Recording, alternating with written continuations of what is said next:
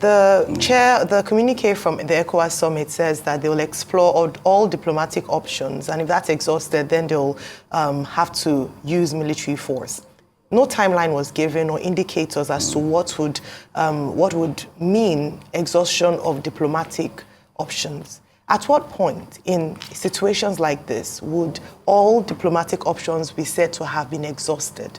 Because as you've mentioned, and a number of people have said, we don't want to go to, Nigerians have expressed that they're not in support of going to war with Niger or applying military force. So at what point should we be looking at? Is there some form of timeline which wasn't communicated or indications that Niger is ready for dialogue or dialogue has been successful?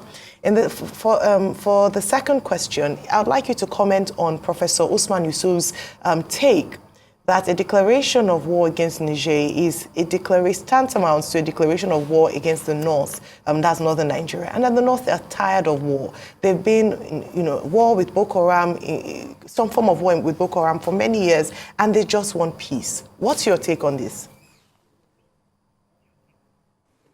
Now let me start from the last one.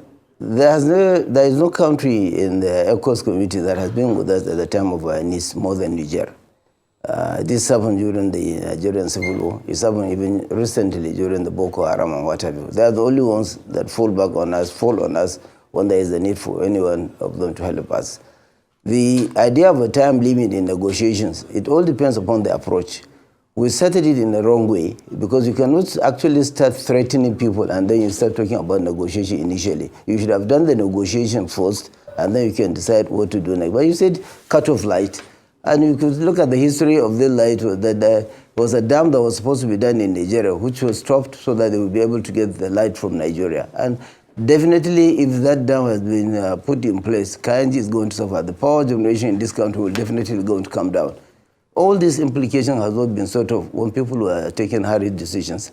So obviously, there is the need of negotiation, and I'm sure with the kind of people that have been put in front, the negotiations, there is nobody who is in the right sense will think about the war, looking at what happens with the other countries around us. Take recently the issue of Ukraine, just like I mentioned earlier.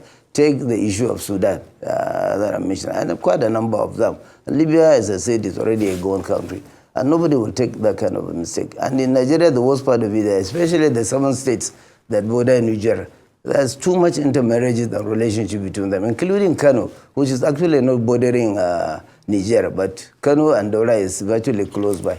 So if you look at the population of those states, there is a need for being very cautious before you take certain decisions of going into. And I'm definitely sure that if you go along with the diplomacy, something positive is going to be achieved. The junta group may come down, and Nigerians are also going to come down, or ECOWAS itself will going to come down, and then there will be a meeting point somewhere. But going to war is something that we should not think about it for now.